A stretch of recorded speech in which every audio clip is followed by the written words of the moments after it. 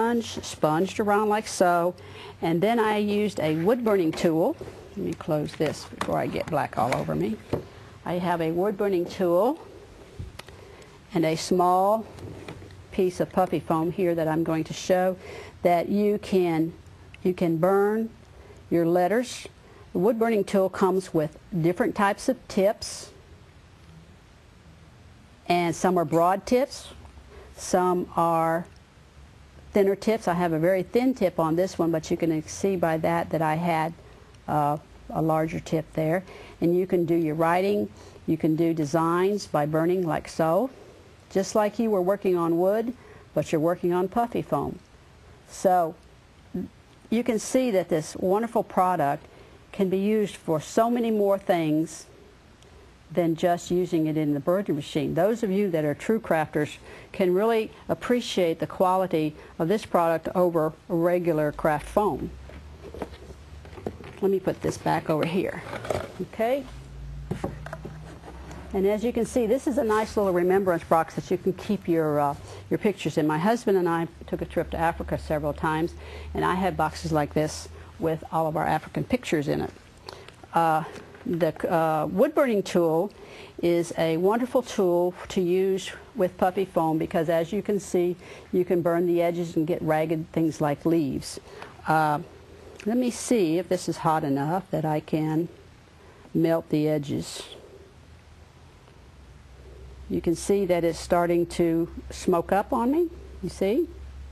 And if you rub it long enough, it's going to scorch the edges, like so.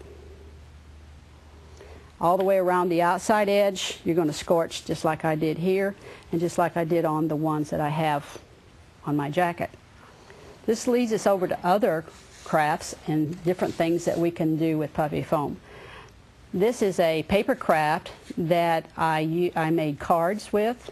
The cards open up and you can put a greeting or you can put a message in for your friends. They're very woodsy. I used a stamp that was a leaf stamp. I stamped it onto my puffy foam just like this, colored it, or used the ink dye, and then I actually cut that leaf out along the edge of the stamp with my wood burning tool. And as it cut that edge out, it browned the edges, and then I could take and draw the lines on the inside. They were further enhanced by a piece of linen fabric, some little dried elements that I got in the craft store, along with some raffia.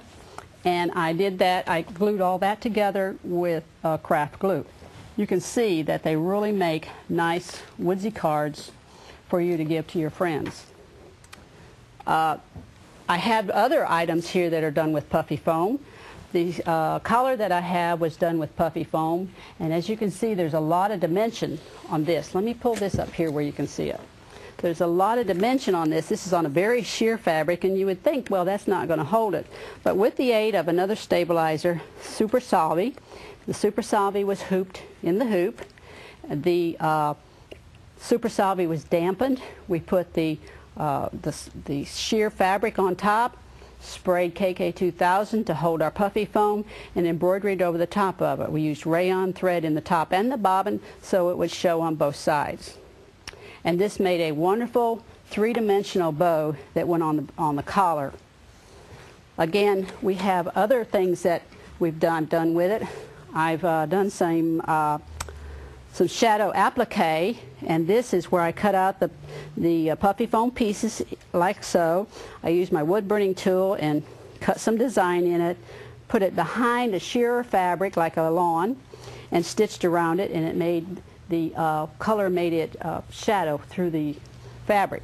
I did the same thing with the Joy pillow, and it makes a nice little quilted top for this pillow, and stippled around it with our beautiful rayon threads.